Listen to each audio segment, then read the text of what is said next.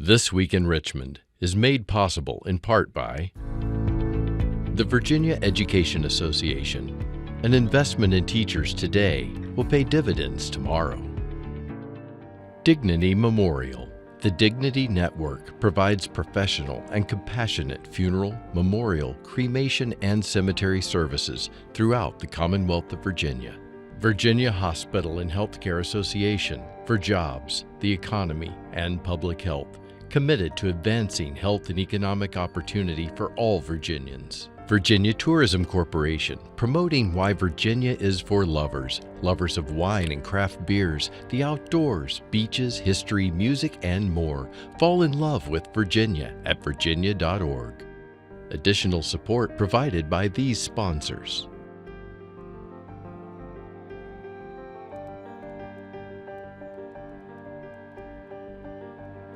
And by the members of Virginia's public television stations.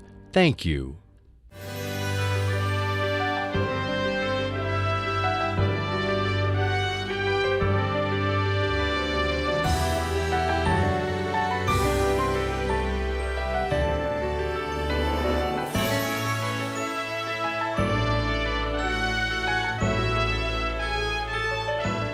Welcome to This Week in Richmond, and a very special welcome to Delegate Delores McQuinn, representing a portion of Richmond, Chesterfield, and Henrico. Yes.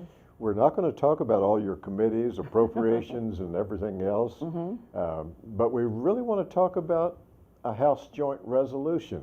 Yeah. An amazing one, House Joint Resolution 38, that was enacted unanimously by both chambers, and something special coming up. So tell us about it. Yeah, David, and thank you so much. House Joint Resolution 38 is called I Am My Brothers and Sisters Keeper, a resolution. And it grew out and was birthed out of the situation really that happened in Charlottesville last year. So many people wanted to find a way to stand up and engage in a meaningful, event that would reflect really how they felt about things and how they felt about the Commonwealth and this nation in terms of race relations. And so I put this in, and again, it was supported unanimously by the House and the Senate. So on the 23rd, the day after Thanksgiving, is declared that day in the Commonwealth of Virginia. And we're going to be having an event that would reflect people of every walk of life at the Reconciliation Statue, actually at 15th and Main, where persons, particularly from religious backgrounds, and will come together. And we begin to read a litany that will reflect that we are about unity and community and bringing people together, and the divisiveness that we are dealing with in this country or in this Commonwealth, or dealt with in this Commonwealth, that we reject that. We detest it because that's not who we are. And so on that particular day, again, we will be reading a litany around the Reconciliation Statue. From the Reconciliation Statue, we will go to the Holocaust Museum, and there we will sit up with people, again, of all walk of life, those who may be different in religion, might be different in race, but the one commonality is that we're all humankind, mankind, and we have a love for mankind. And we'll have dialogue as it relates to race relations and how and what can we do, as a community to begin to bring us closer together rather than divide us. And this special day starts this Friday after Thanksgiving, and then it goes on forever. Forever. And we will, and people are excited about it. They want to be a part of it. And I think when we look at again, what's going on across the country. It was Charlottesville last year, and it was South Carolina, and then Pittsburgh, and there are these incidents that are occurring that I really don't think reflect the masses of those of us who walk and engage with our brothers and sisters every day. So what can we do about it? And I think that this is the time for all of us to stand up and say, we want to be a part of the solution and not a part of the problem. And I'm hoping that this dialogue will certainly begin to reflect that and people will be very engaged in making certain that, you know, if there's someone who's different across the aisle, then he's still my brother, it's still my sister, and I'm going to treat them that way. And so we're excited about this. I would encourage people to look up that resolution from the 2018 session and read it. It has some powerful words. Yeah. I wrote some of them down. One of the whereases, it says, on this day, Virginians should look beyond personal preferences, biases, and egos Yes. to join together in a common cause to rebuild and strengthen personal relationships, neighborhoods, and communities. Absolutely. And people here in the capital city have a great opportunity, but some of our viewers in other parts of the Commonwealth would recognize that that special day is just not a day to go shopping. Right, right. It's not just that. Yes. Some may go shopping, but it's a day to stop and to pause and Yes. to realize that we are our brothers and sisters' keepers. You're absolutely right, and to do something for someone else, Yes. you know, to extend yourself beyond your comfort zone, beyond the area which you have sort of possessed, you know, extend yourself and do something. You know, they're elderly, they're young, you know, there are people who are homeless. I mean, just do something and let that gesture reflect that you too are, that individual is about helping, again, to bring the communities closer together. And people, when you do something for someone else, people never ever forget that. You know, when they feel that someone really care and they look into your eyes and say, you know what, that person care about me, Right. and they have reflected that in what their contributions to, again, help make the community, the world, and our neighborhoods a better place.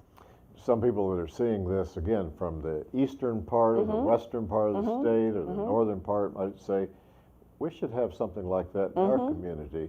And if it's not time to do it and organize it in their community in the same way this year, organize it for next year. Yes. But in the meantime, as the resolution says, find some way of reaching out and Yes.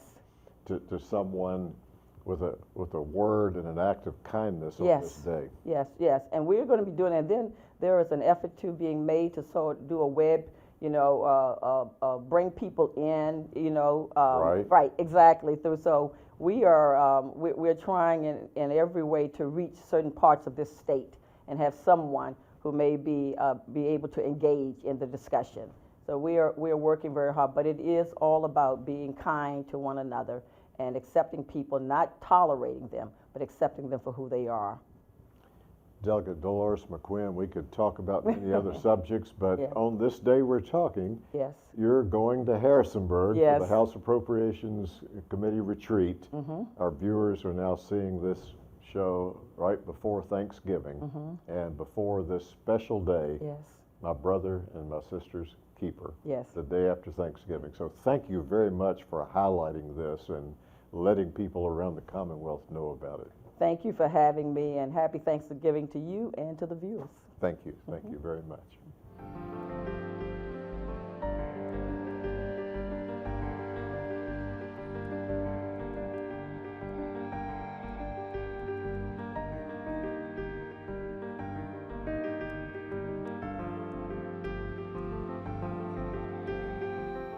Delighted to welcome the Secretary of Veterans and Defense Affairs, Carlos Hopkins, to This Week in Richmond. We were talking before we started recording that when you were counsel to Governor McAuliffe and when other counselors, we don't tend to have the opportunity to speak to the counselor, Governor McAuliffe appointed you to this secretariat, and then when Governor Northam came in, he reappointed you. So you're somewhat on your second term with the 4 months in the first.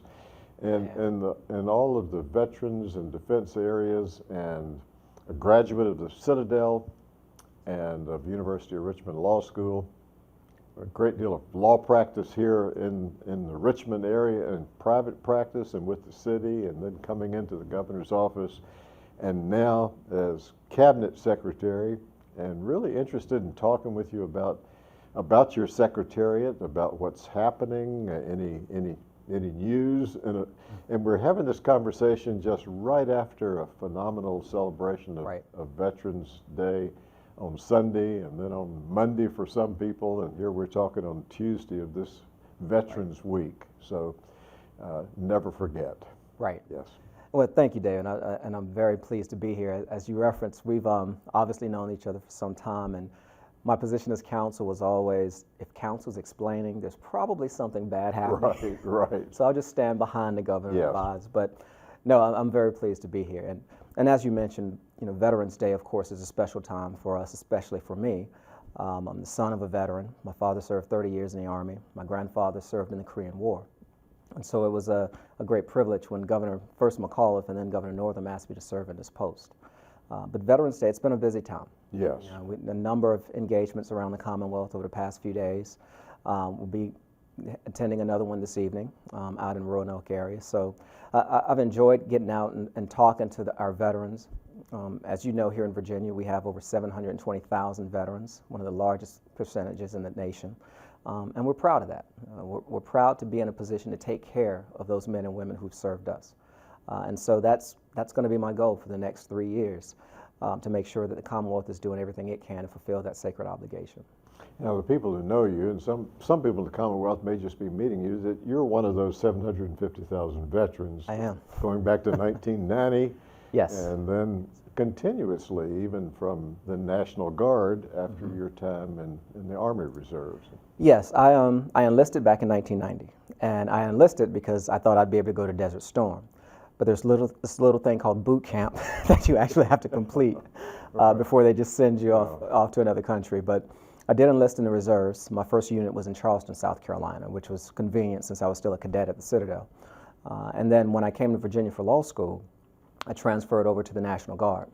At the time, one of the deputy Commonwealth attorneys here in the city where I was working was the staff judge advocate, Learned Berry. And so he invited me in. I came into the Guard in, I believe it was December of '97, and I've been a member of the Guard since. Over 20 years. 20 years with the Virginia Guard. Yes. Well, now, as I looked over the site, I saw something about a new office at the Pentagon.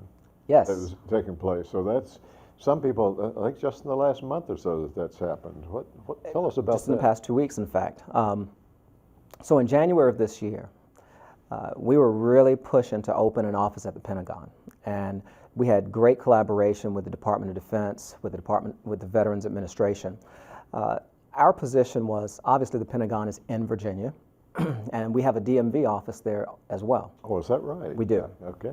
And it only made sense that we were able to touch those veterans, not just from Virginia, but from any of the 50 states and territories who served. And the Pentagon was a great location for that. So we announced it in January, and we had a soft opening in August. And in just the first 2 days, we had over 87 appointments and over 200 walk-ins. And that was just the first 2 days. So we're already looking at how do we expand this location, because the need is already there. But we did open it, the grand opening, just a few weeks ago, and was very pleased that Governor Northam was able to attend with various members of the VA and the Department of Defense as well. And those offices, while they're scattered throughout the Commonwealth, that's a very unique one, I think, for us to have one there within the Pentagon itself. It is. It really is. And it pretty much caters just to the active duty, just because of the personnel working in the Pentagon. And, I had a chance to speak to members of our congressional delegation last year as we were getting ready to prepare to announce it. And they were all receptive, and they understood the need as well. But being in the Pentagon, it is something special. Just when you walk through the building, first of all, I didn't even realize how large the Pentagon was until I was walking through the halls. But it's a great location. Our folks love it there. We've gotten incredibly positive feedback from everyone who's walked into the office. And so we're looking forward to seeing that office continue to grow. One of the things I was amazed several months ago in finding out was the number of veterans who are employees of the Department of Veterans Services. Yes. And it's just amazing, because the initiative being out there to encourage people to employ veterans, but really it's leading by example in what happens there. Absolutely, absolutely. In fact, we are trying to make sure that every state agency, not just DVS, is a member of the V3 program, Virginia Values Veterans. And we have fewer than 30 remaining. And some of those are matters of size. They're just incredibly small agencies. But nearly every state agency has committed to hiring our veterans. And it is a matter of practicing what we preach. And so we're grateful that more than 40% of our own DVS consist of veterans. What I find humorous sometimes is when you go to certain offices and see the makeup. You know, this office is primarily Navy, this office is primarily Army, or this office may be Air Force. And it just happens that way sometimes because of the location. But we have great little intra-office rivalries discussing some of those matters. Yes. And this past election nationally, I was interested, while much of the story has been about the number of women, right alongside that was the increased number of veterans who were elected to Congress and this particular November election. Absolutely. I think it's just part of that veteran ethos. I mean, they want to serve. You know, they've served our country for so long, either in the civilian sector. Obviously, Congresswoman-elect Spanberger served as a CIA operative, but a Lane Laureate with the Navy. And so you see it's just that desire to continue serving in whatever capacity they believe they can be helpful. So it doesn't surprise me. I'm actually happy to see it. And I think it's great to have folks in those positions who understand the needs of our veterans. And I look forward to engaging with all of our congressional delegation in the next few years. When someone goes on your website and they can read about you in more detail there, and about the son you want to go to the Citadel, I think you say also, but then they read about your agencies and they see Virginia War Memorial. Yes. And any number of people through the Commonwealth have been there and have seen it, but for those who haven't, what would you say about the Virginia War Memorial? You know, the Virginia War Memorial is, and I tell groups, it's your war memorial. You know, if you're a Virginia citizen, it is your war memorial. And it's where we want to make sure we honor and recognize the service and sacrifice of Virginians who've gone and served this country. Right now, as you know, we're in an expansion. We're going through an expansion project. And we want to make sure that we have the space, the capacity, so that every Virginian can be recognized in the War Memorial. But it's also important for the educational programs that they provide. If you look on the War Memorial site, you'll notice that there are frequently exhibits that are being sponsored. And the director there, Clay Montcastle, has done a great job and is still doing a great job. But that educational piece is huge. And educating Virginians about the service of their fellow citizens and what they've done over the past few years. You know, one of the things that's intrigued me too is that, as you refer to it as our war memorial, that when it's not being used for one of those educational purposes, then civic groups, community groups, there's meeting space that's available there that people can use for whatever meeting that they'd be interested in. Absolutely. And a lot of those exhibits, you'll notice, and it's not just around Veterans Day, but throughout the year, they'll have screenings of certain films that are relevant to veterans in their lives. And it's that type of education to the general public that I try to attend them as often as I can. But I've been to several screenings where 40, 50, 60 or more people are there. They also sponsor classes on various topics. So again, that's why I say it's your war memorial as a Virginian. So take advantage of it. Now, being in the Guard, I noticed also that without a great deal of fanfare, I believe, but the Department of Military Affairs was moved from one secretariat to your secretariat.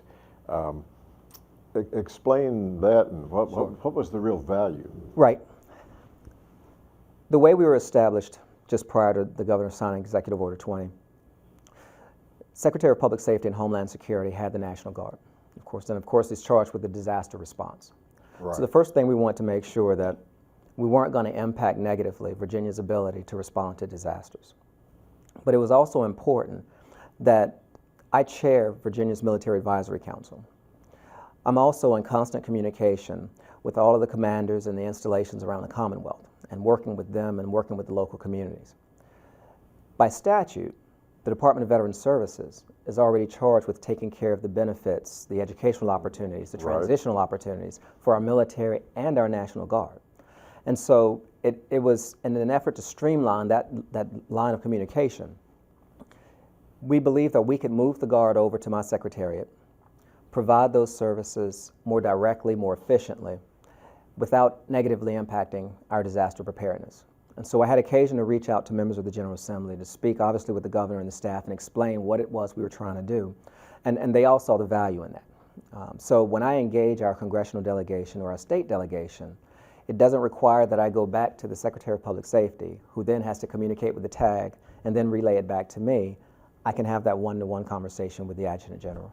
Oh, that seems like something that should have occurred some time ago. So congratulations on getting it done now. Thank you. And that really makes sense. And I did notice as I read into it that in case of a disaster, then your counterpart in the other secretariat can mobilize or whatever needs to be done to get guards to help. Exactly. If the disaster is declared, whenever the governor issues a disaster declaration, everyone answers to the Secretary of Public Safety. Right. He is charged with leading the Commonwealth's response in coordination with the Department of Emergency Management. So even in that scenario, the Guard, State Police, Transportation, any agency that has a role in disaster response would respond to the coordinator and the Secretary of Public Safety. You know, one of the other interesting things, and it's just a wealth of information, encourage people, if they haven't been on that site, again, to go on the cabinet site and to read, but Purple Heart Schools. I will acknowledge I didn't know anything about that until knowing that I was going to be having a chance to talk with you on the show, and 50-some Purple Heart Schools. Right, public and private. Some people are watching it and saying, is our school a Purple Heart school? So what is it, and how do you become one? Well, it was an effort to recognize those schools who are really engaged in reaching out to our military-connected children. You know, here in Virginia, we're fortunate to be first in the nation in the number of military-connected school-age children at over 73,000. And so we want to recognize those schools who go a little above and beyond in making sure that the services and resources and outreach to those kids are provided for. So we do have the 59 schools, Purple Heart schools, but it's both public and private. And so we encourage all those schools, go to our website, look at the criteria, speak with your school administration, and find out how you could become a Purple Heart school as well.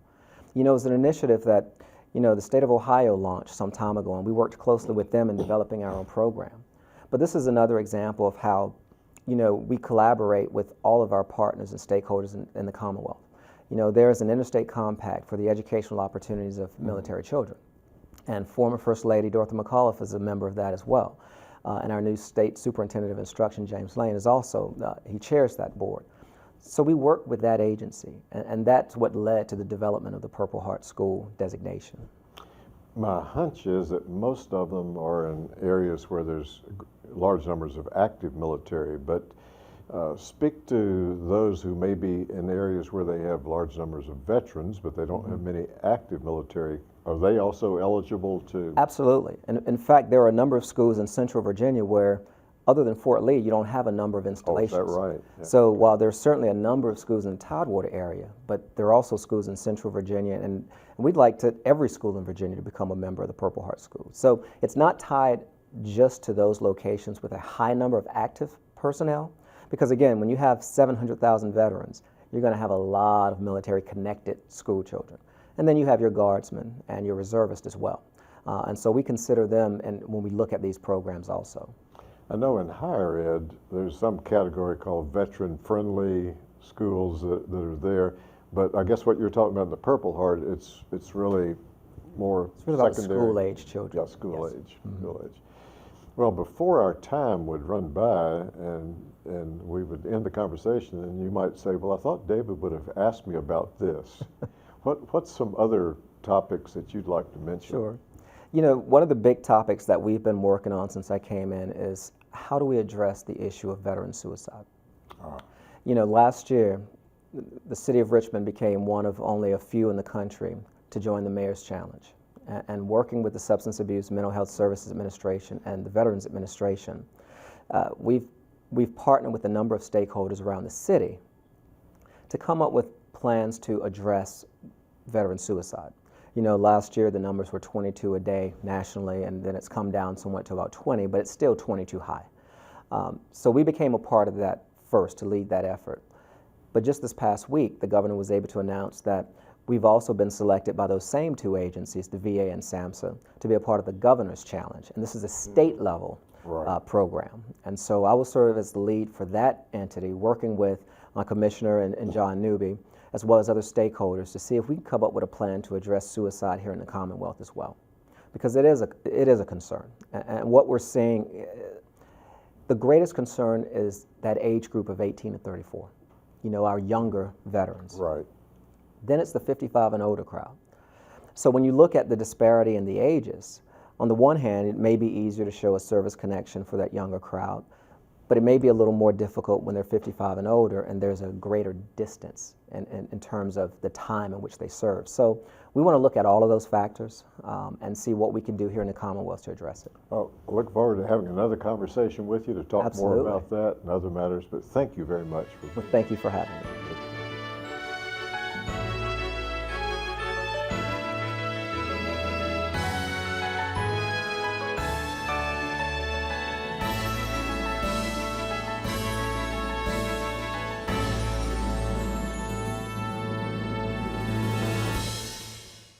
This Week in Richmond is made possible in part by the Virginia Education Association. An investment in teachers today will pay dividends tomorrow. Dignity Memorial. The Dignity Network provides professional and compassionate funeral, memorial, cremation, and cemetery services throughout the Commonwealth of Virginia. Virginia Hospital and Healthcare Association for jobs, the economy, and public health. Virginia Tourism Corporation, promoting why Virginia is for lovers, lovers of wine and craft beers, the outdoors, beaches, history, music, and more. Fall in love with Virginia at virginia.org. Additional support provided by these sponsors.